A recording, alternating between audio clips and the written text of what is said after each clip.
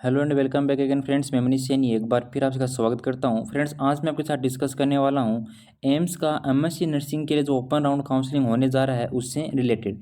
तो फ्रेंड्स, आप वीडियो को पूरा ज़रूर देखें। हर एक छोटी से छोटी बात काफ़ी इंपॉर्टेंट है।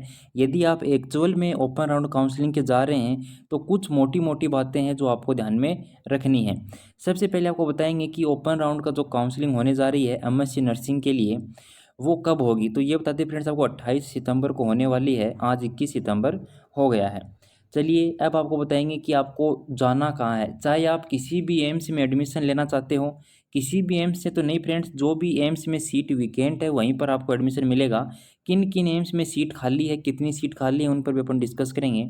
आपको फ्रेंड्स जाना कहाँ है, एम्स दिल्ली जाना पड़ेगा। तो चलिए फ्रेंड्स, अब अपन ये डिस्कस कर लेते हैं कि किस एम्स में कितनी सीटें खाली हैं। उसके बाद आपको बताएंगे कि क्या डॉक्यूमेंट आपको लेके जाने हैं, कितने का आपको डिमांड ड्राफ्ट बनवाना है, कितना पेमेंट आपको करना है, कैसे करना है, सारी जो बातें हैं वो आपको बताने वाले हैं। तो एमएससी नर्सिंग के लिए फ्रेंड्स, यहाँ पर जो एम्स ऋषिकेश है वहाँ पर आप देख सकते हैं जनरल के लिए 2 सीट खाली हैं, ओबीसी के लिए कोई नहीं है, एससी के लिए एक और ईडब्ल्यूएस के लिए एक सीट खाली है।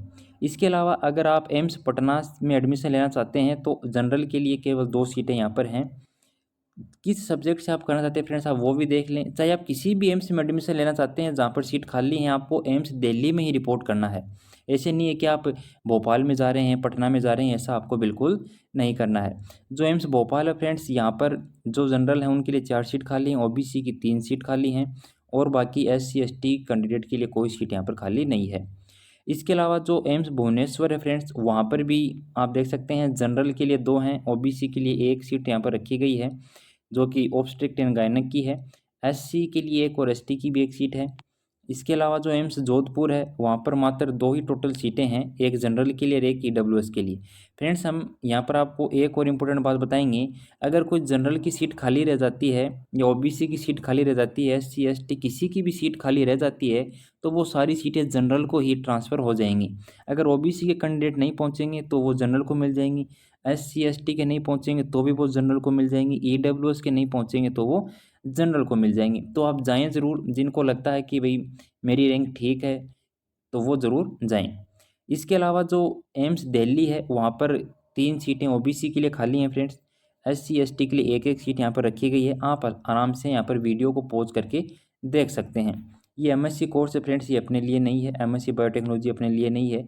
चलिए फ्रेंड्स, अब कुछ आपको छोटी-छोटी बातें बता देते हैं कि यहाँ पर आपको करना क्या है। तो देखिए फ्रेंड्स, सबसे पहले आपको बता दें, जो भी कैंडिडेट ओपन राउंड काउंसलिंग में हिस्सा लेना चाहते हैं सबसे पहले तो उनको एम्स की साइट पर आना है, अपने रजिस्ट्रेशन नंबर और पासवर्ड लगाकर रजिस्ट्रेशन करना होगा। आपको सबसे पहले रजिस्ट्रेशन करने के बाद रजिस्ट्रेशन आप 21 तारीख से लेकर और 24 तारीख तक शाम 5 बजे तक कर सकते हैं। उसके बाद आप रजिस्ट्रेशन नहीं कर सकते। और अगर आपने रजिस्ट्रेशन नहीं किया और आप ऐसे डायरेक्ट ही ओपन राउंड काउंसलिंग में चले गए तो वहाँ से आपको वापस भेज दिया जाएगा, आपको रिजेक्ट कर दिया जाएगा। तो सबसे इम्पोर्टेंट बात यही है कि आपको रजिस्ट्रेशन सबसे पहले कर लेना है। उसके बाद आगे की प्रोसेस फ्रेंड्स, आपको एक डिमांड ड्राफ्ट बनवा लेना है, बैंक के माध्यम से ये यहाँ पर बनने वाला है।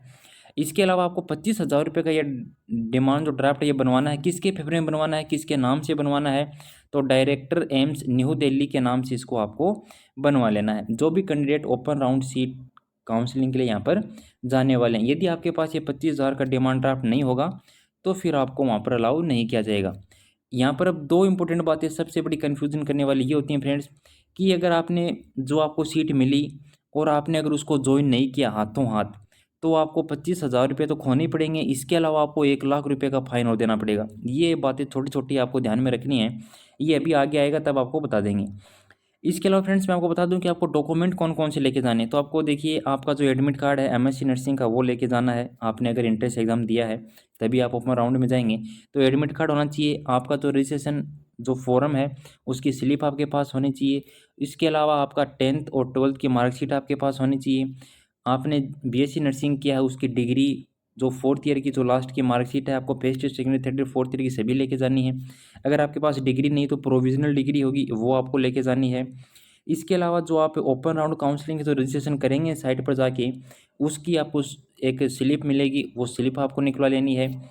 और जो ओबीसी SC और ST के जो कैंडिडेट हैं उन सभी को अपना कास्ट सर्टिफिकेट लेके जाना फ्रेंड्स।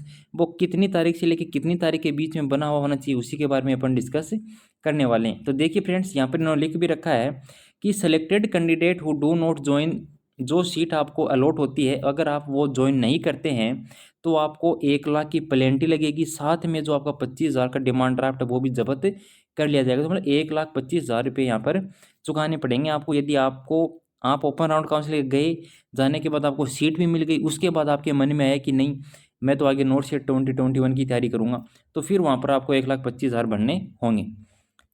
सेकंड फ्रेंड्स ये है कि यहाँ पर जो आपको कास्ट सर्टिफिकेट जो मांगा गया है MSc नर्सिंग कैंडिडेट के लिए, जो OBC के लिए हैं उनके लिए कहाँ से मांगा गया है, तो 28/6/2020 से लेकर 27/6/2021 तक जो डेट है दोनों इंक्लूड है यहाँ पर। इन दोनों के बीच में या इस दिन के बने हुए होने चाहिए। अगर इससे पहले और इसके बाद के हैं तो फ्रेंड्स आप जाएँ नहीं ओपन राउंड काउंसलिंग के लिए, आप वहाँ पर वैसे रिजेक्ट कर दिया जाएगा। इसके अलावा नीचे फ्रेंड्स हालांकि इन्होंने ये लिख रखा है कि जो हमने आपको पहले बता दिया है कि जो सीटें खाली रह जाएंगी वो सारी जनरल को चली जाएंगी, लेकिन फिर भी अगर आपके मन में कोई सवाल रह गया है तो आप हमें कमेंट करके पूछ सकते हैं। हम आपको हर एक जो सहायता होगी वो आपसे आपकी की जाएगी। आप चैनल को लाइक, सब्सक्राइब और शेयर जरूर करें। धन्यवाद फ्रेंड्स।